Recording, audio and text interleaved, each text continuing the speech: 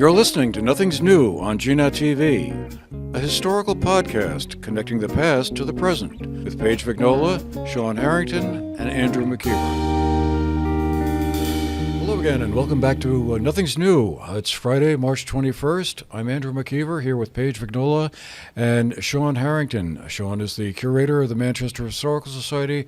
Paige is the assistant director at the Manchester Community Library, and thank you both for being here today to go into our second chapter of Nothing's New. Of course, the title basically refers to the fact that in history, not only is history not boring, but it basically is a case where the past will influence the present, and historical context matters and really helps us to understand things that may be going on today by looking back at the past and seeing where some of those historical precedents occurred from. So, like we did the first time, we're going to continue on by focusing on the events leading up to the American Revolution. Since this year is the start of the 250th commemoration of the American Revolution, and we'll be talking more about that as some of these programs go on.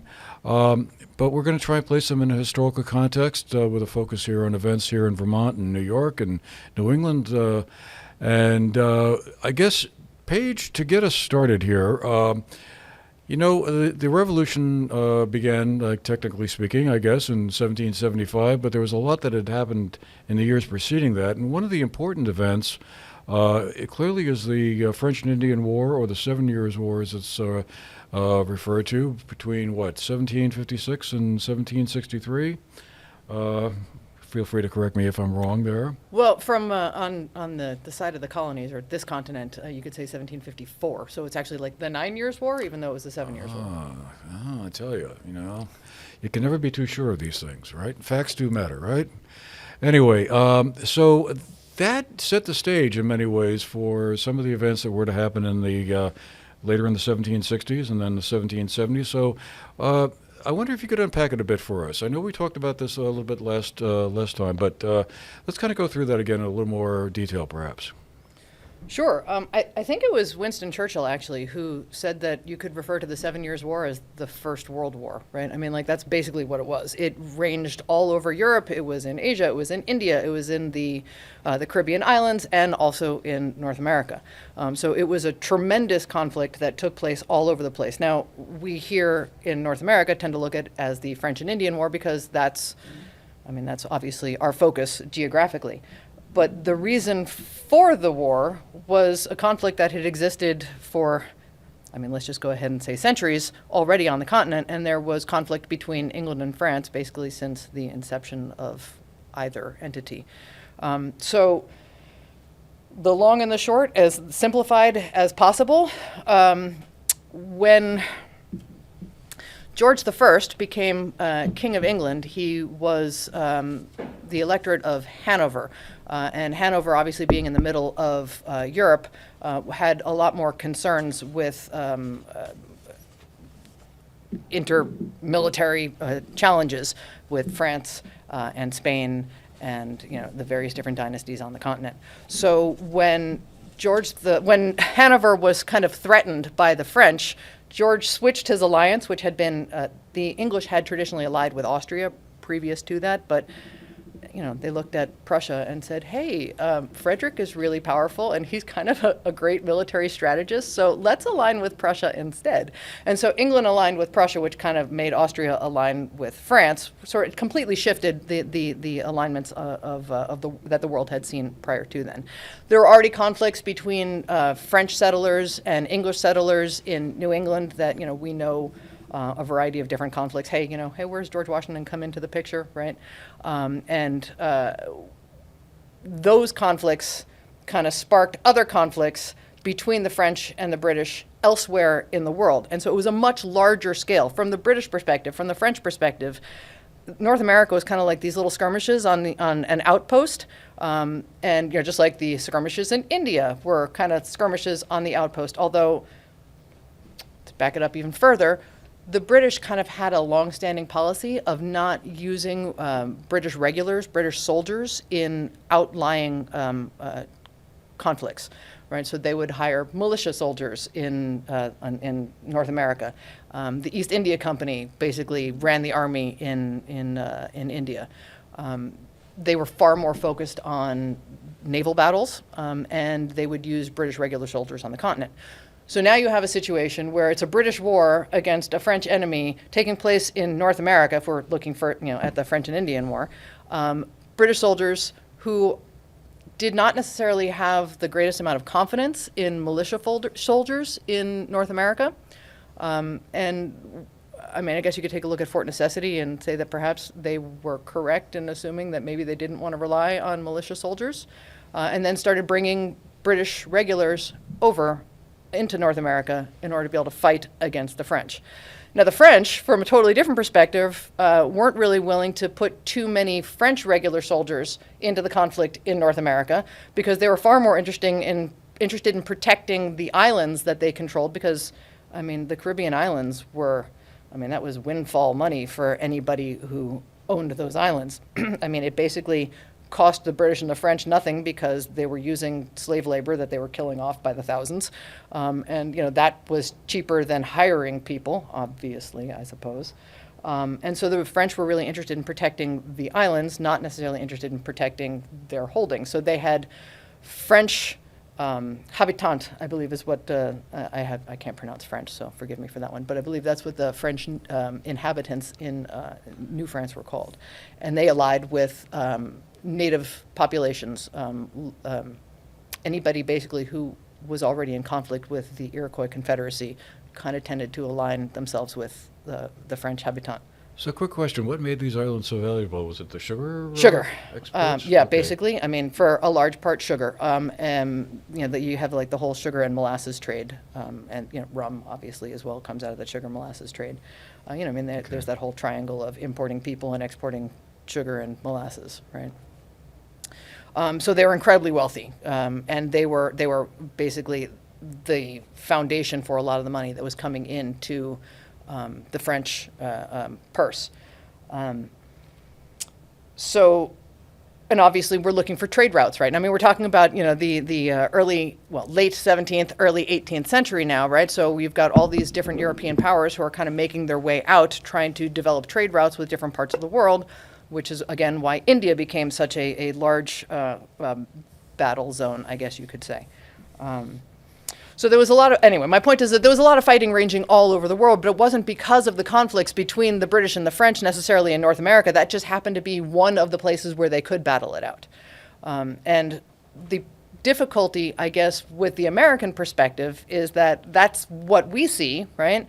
And when you have a bunch of militia fighters who are going off in order to be able to go fight a war for an entity that is far away, and you lose all of your people in battle, but the British aren't really contributing a lot of their soldiers to a battle, then when the British, in a government far off, not where you currently are in North America, decide to sign a peace treaty and cede all the land that you had just gained back to your enemy, you're like, well, wait a minute, we just lost a large portion of our fighting men to fight this battle that you have just signed off as it really doesn't matter, right? So that kind of stokes some tensions between, I guess, the North American colonists and some of the British parliamentary decisions. I suppose the colonists weren't part of the negotiating team that came up with this agreement with the French or whatever. No, of course not. But, so that's good that you raised that point, right? So back in the 1750s, there was an earlier attempt to bring together some of these colonists in order to be able to have a voice with the British Parliament, right? It was called, was it the Albany Congress?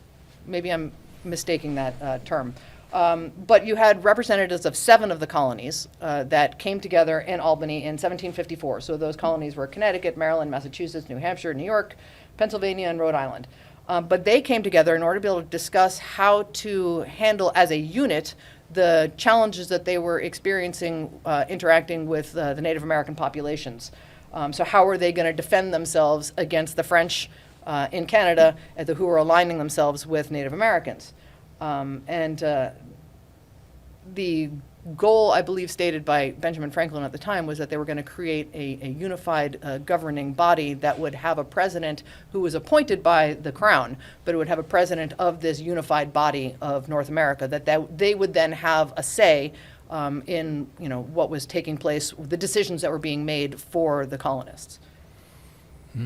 So there was a lot going on then prior to the start of that French and Indian War, which seemed kind of a fairly simple matter back when I was in high school and learning about it for the first time, but a lot more complicated scenario. So then, okay, so 1763 comes along, and then peace is negotiated between the British and the French. But then the problem then becomes that was an expensive endeavor. British Crown needs more money, more revenue. It's more than just an expensive endeavor. Think about what the expansion of the British Empire was at this point in time, right? So This was the heyday. well, sure, but I mean, like here you have, all right, so King George II, basically, who was in charge of the majority of the French and Indian War. So he dies in, 1760. Fun fact, I only just recently was reading up on this one. Apparently he, just like Elvis, died in the bathroom. I think that's hysterical. But anyway, George III comes to Heartbreak the Hotel throne. or what? I mean, irrelevant for our conversation, but still entertaining, right? So George III comes to the throne in 1760. So, for the last few years of the 7 Years' War, it is George's War. And as a result of the successes from basically 1759 until 1763, England ends up gaining a whole heck of a lot of territory, right? I mean, they take, with the Treaty of Paris, now there's 5,000 treaties of Paris in the history of European civilizations, but the Treaty of Paris in 1763, it gives to, well, we should also say that Spain had entered the war on the side of France towards the end of the 7 Years' War, right? So the French and Indian War was French and Indian in Spain, right, for a while.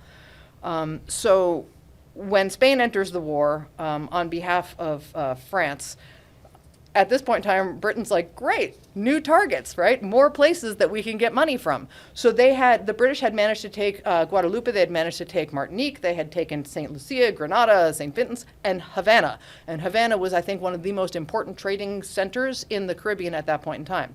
So with the Treaty of Paris, there was a lot of kind of shuffling back and forth of who gets what. Now remember what I said, that these Caribbean islands were the real money makers for the European powers. Right, so the French and the Spanish wanted to hold on to their Caribbean bases. So the French had managed to get Guadeloupe and Martinique back from the British, but because the British decided that it was more important to not have an enemy at the border, so they got all of New France. So basically all of what Eastern Canada got ceded to the British. So if you think about what that means, that's maybe twice the size of what the little British colonies had been between the Atlantic coast and the Allegheny Mountains, right? And now they have all of New France, right? So in addition to that, they also traded Havana, which they had taken, to the Spanish in exchange for Florida, right? So now they have Spanish Florida. They have New France, they have Spanish Florida. They keep a bunch of the islands like Tobago, St. Vincent, Grenada, Dominica. And then they also get all the lands east of the Mississippi, right? So that is a massive expanse of territory. That's not even counting the places where they had taken other lands and conquered places in India, right? Again, remember, this is the First World War, so to speak. So you have a tremendous now area of land that up until this point in time, they didn't have to worry about managing, right? The expense in the war is absolutely absurd. The national debt for Britain at the end of the 7 Years' War was something like 122 million pounds. It had doubled in 7 years. I think it was something like 75 maybe prior to the start of the 7 Years' War. And not to mention the fact that now they had to borrow a whole lot of this money in order to be able to finance the war. So they also have like 4.4 million pounds every year in interest, right? So I mean, it's hugely expensive endeavor. The territory is unwieldy. You have people who were formerly Spanish, formerly French, formerly Dutch, formerly German, everybody in the melting pot that is North America, in addition to the hostilities that had arisen and become exacerbated over and over again through, again, the North American perspective, the French and Indian War. So the British had also figured that because of all this, they needed to be able to keep troops in North America in order to be able to deal with the hostilities from the Native American peoples. So this causes a whole other sort of problem with the colonials, right? Because the British had enacted basically a law that said you can't expand west of the Allegheny Mountains, Well, some people had already had land grants. I know we love talking about land grants, right? Some people had already had land grants west of the Alleghenies. Well, what do you mean we can't expand out there? Well, the British Crown was kind of looking at it such as, we don't want to expand into the Indian Territory, right? This is territory that we're setting aside for Native Americans. Don't go that way. Because the colonials wanted to move west, the British kind of wanted them to go north and south, right? In order to be able to inhabit New France or, Canada or, Spanish Florida. The colonists wanted to go west. The land was better. They could do more there. But then that causes tensions with Native American peoples, obviously, because you're trying to wipe them out of the land that you've now just told them they had to move into. Nothing's new. That required, according to the British government, keeping British regulars stationed in the continent. We all know about, the idea of the Quartering Acts and how unpopular those were, but that was seen as the reason for that was seen as having to protect the new territories from the colonists who were kind of instigating problems with some of the Native American tribes. So there's an added expense there, right? Because they hadn't been keeping British soldiers on the continent prior to, again, the 7 Years' War. So that it brings up an interesting point. One of the things I've learned as we've been preparing for this is that in the 1760s, really, there wasn't a whole lot of revolutionary fervor going on within the 13 original colonies, that basically a lot of the inhabitants were perfectly fine with being subjects to the British Crown. And the idea of a revolution or separation from England would have seemed almost absurd, probably, to many of them. So, Shawn, I wonder, let's bring you into this here. Bring us down to the local picture here. In the early 1760s, that's when many towns in Vermont were being chartered, right? In 1761, I think, for instance, Manchester, Sunderland, Arlington were chartered then. Kind of what was going on here at that point? Were these people coming to move here to farm, to do something? What was happening here? Well, what I could say first off is just hearing the backstory, certainly puts everything into context, both from a macro level, and then, of course, when we look at the micro level, what was happening here locally. And so, here locally, there wasn't much going on. This is still frontier. This whole area of southwestern Vermont, into the Berkshires, and parts of, the Albany, west of Albany. But what was happening here, town governments, once the grants were written in 1761, there could be anywhere from 40 to 75 grant holders, and none of them set foot onto the lands that they were granted. They pretty much immediately turned around and sold them. And so the people who bought those deeds, they would get together and figure out, well, when we're going to go, we have to start laying out roads, all the basics, all the essentials, getting some dwellings, getting a sawmill, because it wasn't a case of moving into a place. It's not like today where we move to a new town, we go there, everything's there. There was nothing. It would be like us picking up, going to the backside of Mount Equinox and saying, okay, let's start. I would be in big trouble, just as a personal. But so what was happening, after hearing everything that's happening on a global basis here, they were just wondering, like, okay, how are we going to put this together? Where are we going to put the roads? And they didn't even start coming up here till 1763, 1764, and it was just trips. They would come up. They weren't spending the winter here by any means. I don't think anybody wintered here until 1767, 1768. Now, I am saying all this because our reference points and things that we have to actually document, that's the other thing. There wasn't somebody sitting here writing everything down of when people were arriving, when they were leaving, and what they were doing. There was no newspaper to the cloud or yeah, something like that. there was no newspaper reporting on what was happening. So it was all oral history was passed down, or a few of the early quote unquote town records that have survived, which some of them you can actually go to the town clerk's office in Manchester and see some of these very early documents where, for the most part, some of them are almost illegible. The original plot map is on a piece of leather. It's and it's so dark that you can barely, you can tell that it's been written on. But, that's I mean, that's what was available. It's not like they went and said, well, make sure we bring out 3 reams of paper because we got to make sure we can write this down. No, I mean, they wrote down what was available if they felt they needed to keep records. So it wasn't really until the 1770s that you started getting some kind of semblance of what would be considered town records. Everything else was very piecemeal, minutes from sporadic meetings that happened both here and a meeting in New York, which is where a lot of the original founders of Manchester, where they would meet, which I looked at the distance between here and a meeting in New York. I mean, that was a trip alone. I mean, we take for granted today how easy it is. Well, we're going to go down to Manhattan for the weekend, right? Or, we're going to shoot across, we're going to go to London for the weekend, for a long weekend. I mean, back in the day, it was when you were going from Manchester to Arlington, that was a trip. You were making a commitment to go. That was a whole day, probably. Yeah, absolutely. Especially if you're planning to go down and back, because you were either walking, and if you had money, maybe you had a horse or a donkey or some kind of beast or bird that would help you go down. But otherwise, you were walking, and that was something. And you weren't walking down a nice paved, road or, I mean, it was like, okay, I think we go this way.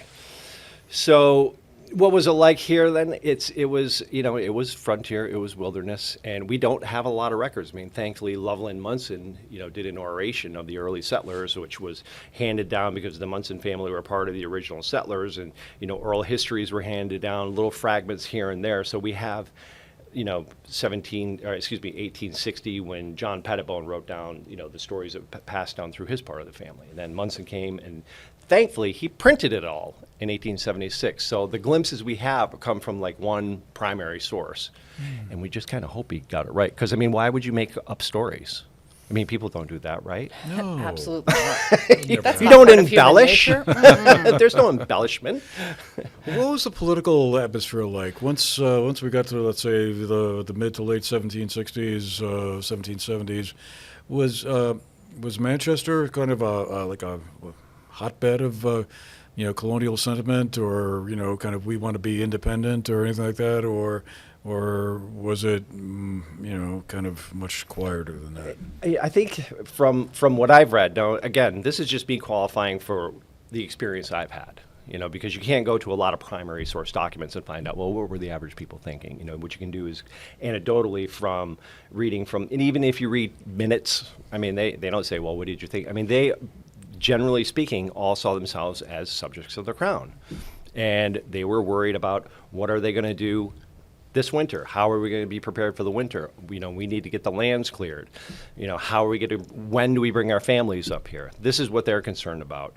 Where you start to see, what I guess the only thing I would associate hotbed or when there was some controversy was certainly when New York came here and decided to send their settlers here, and you show up, you got a deed, you show up in Manchester, Vermont, or Sunderland, or Arlington, and somebody's already living there who says, well, I have a deed that was granted by Benning Wentworth.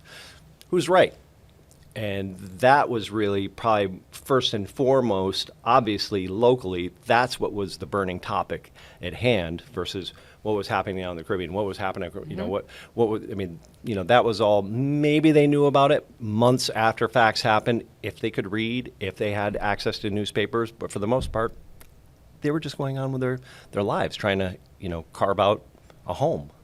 And that was how the Green Mountain Boys actually were started, was to deal with the New York versus New Hampshire grant conflict. It wasn't so much anti-British or anything, or patriotic. It was about that land grant issue. Well, Andrew, just to kind of like dovetail into that, right? That's something I've been thinking about a lot recently. Again, nothing's new, right? So I think that, you're talking about in the 1760s, a large portion of, well, the majority of the population here in North America would have seen themselves as British loyalists, right? Of course, at the end of the 7 Years' War, that's where things probably are starting to change. If you think about the conflict of us versus them, when New France was a threat, hey, we were all very British because we're fighting against them, those French and those people from up north that keep trying to come down, or the Spanish, if you're down, happen to be in the southern part of the continent, fighting against the Spanish. Well, we're very British, they're Spanish. We're very British, they're French. And so therefore you have that kind of more cohesive sort of nature. And it kind of makes me think about what you're talking about in terms of identification. Like, okay, well, here I've got this grant, and now you've got these New Yorkers coming in. Again, you've got that us versus them sort of mentality. And that, I think, is I mean, kind of in a sense, you have this sort of colonial idea that is being built. Now that we are no longer needing to be very British in order to be able to defend ourselves against the French, we are now very colonial, defending ourselves against the British encroachment, right? I mean, what do you mean you want us to pay for a war that you say you fought on our land in order to be able to protect us, right? So, I mean, I think that leads into this, again, this whole us versus, that's what people like to do.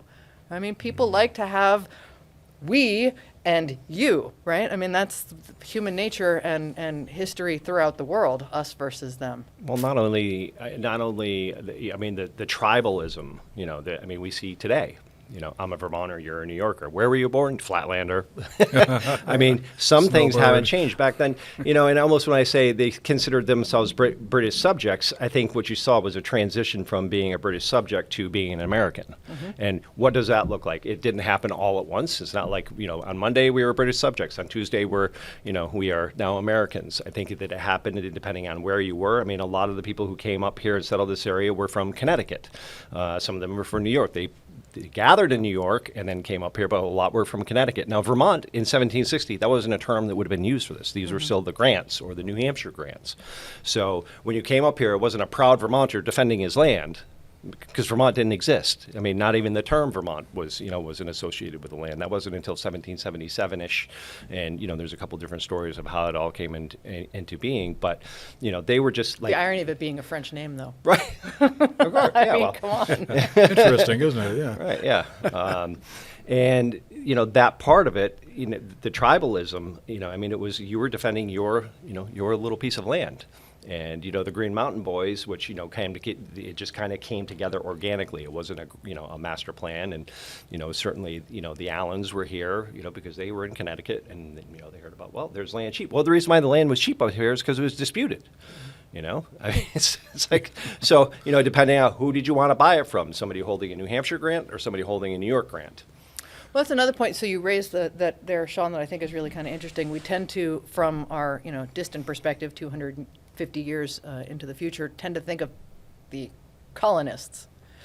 They didn't see themselves as a unified body in any way, shape, or form. I mean, like, even up into the 1810s, right? There was still the possibility that this country was not going to exist because of the factionalism between, what different areas of what became the country wanted, right? So, even if you someone coming in here with a land grant, like, okay, well, you came from the Massachusetts Bay Area, awesome, or you came from the Albany area, and then, like, that is your faction.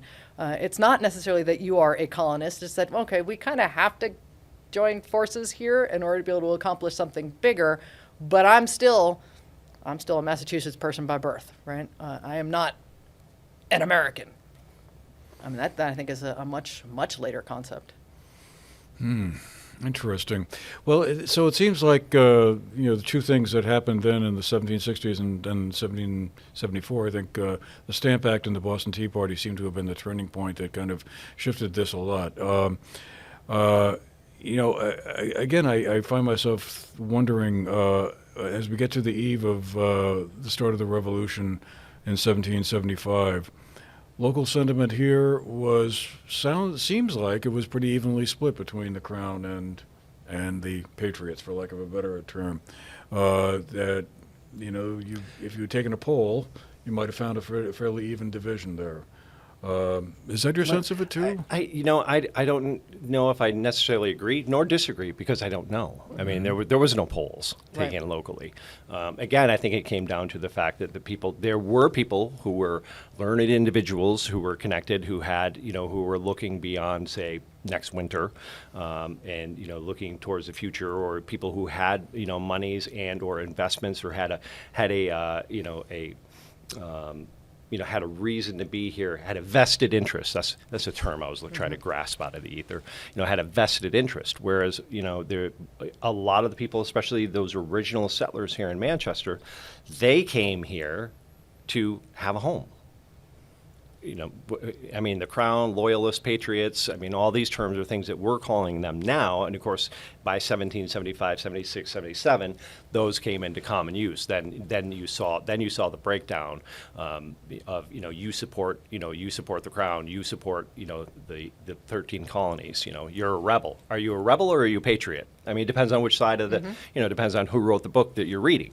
And, and again, with nothing new, I mean, it throughout our history from that day, I mean, there's been time, north, south, depending on which political party you support. I mean, so you have the towns, and then you'll have subfactions. But, early on in Manchester, it was just staying alive. Yeah. Staying alive and having food to eat. Right. And, Right. and then also, and then secondarily, or maybe primarily, depending on where your piece of land was, that you weren't going to be thrown off it. And your point there a moment ago, that you made, Paige, I think is kind of interesting about, different factions, if you're from Massachusetts or Albany or whatever. We certainly see that playing out a bit today, don't we? To kind of get back to the premise of what we're talking about here is that everything that's happening had some kind of historical antecedent, but we for different reasons, 250 years later, we see those same kind of divisions taking place where people who from certain parts of the country identify more or less differently than people in other parts. Well, I mean, I think that's been a tension in this country's history from its foundation and preceding it, right? I mean, like, if you even think of just to when the country was founded, the difference between, like, say, the Federalists and the Jeffersonian Republicans, right? I mean, like, this whole idea of are we factional primarily or are we federal primarily? I mean, that's been a tension that has existed throughout our history. And again, with going back to that idea of the Albany Congress, right? I mean, the reason why that failed, the reason why Benjamin Franklin didn't get the cohesion that he was looking for is that the individual colonies were like, you know what? I don't want to give control over our money and our militia to somebody else. Right? I mean, so even, again, preceding, that's 20 years before the First Continental Congress. Which helps put in perspective just what an amazing accomplishment it was when we get to the Constitutional Convention in the 1780s, 1788, 89. What an amazing achievement that was to kind of pull 13 very disparate colonies together and create something that was intended anyway to be one country with an executive authority kind of having more power and sway over the individual state governments. Mm-hmm. The great experiment. The great experiment. Yeah. Well, maybe we should leave it there for today, and when we come back next time, we can perhaps do, I don't know, well, there's several different things we could wind up doing, right? Yeah. I mean, it was an experiment, so we can go back and we can see what worked and what didn't, and then speculate, how that reflects upon today. And how nothing changes, really, right, to a degree. Time goes by, and, well, the past History is the present. repeats Or The something same like that. things happen again and again. And it all comes down to money. It all comes- Money and power. Follow the money. Money and power. That's what it comes down to. And who was the famous writer who had the great quote about the past isn't even over, it's not even the past? I'm trying to think now. Some great novelist. I should know that, and I know. it's not. Page. Yeah, don't look at me. Anyway, I'll do the research and Yeah, come that back. file is not coming to the All forefront right. of my mind And today. I'm sure I'm misquoting it anyway. Well, all right. Well, we'll leave it there for today. We have plenty to talk about in terms of the 250 stuff. We can talk an awful lot about a whole range of other things. One of the things I would love to get into sometime is after the Revolution, there was a fascinating chapter in Vermont's history known largely as the Haldeman Affair, where Vermont almost became part of Canada when Ira and Ethan Allen negotiated with the British authorities in Canada about maybe making Vermont part of that country as opposed to the Continental Congress, what came to be the U.S., because the Continental Congress was kind of a little bit slow and sluggish about saying, hey, welcome to the party, guys. And, an interesting what if could that, Yeah, it's important to note that Canada back then, it wasn't Canada, this sovereign state. I mean, they were under the British Crown. Mm-hmm. Right. So basically, to be staying, under the British Crown. So, well, we can unpack that a little bit, maybe, in Yeah. a future episode. Yeah. Little spoiler alert there, folks. William So you Marsh just gave me comes my into the homework story. assignment, is what you're saying. Yeah, sure. Yes, I was. Excellent. Okay. All right. Well, we'll leave it there for today, folks. Thank you all for being with us. This has been Nothing's New, our podcast here with Shawn Harrington, the curator of the Manchester Historical Society, Paige Vignola, the assistant director of the Manchester Community Library. I'm Andrew McKeever. It's been a pleasure having you with us today. Take care. We'll see you next time.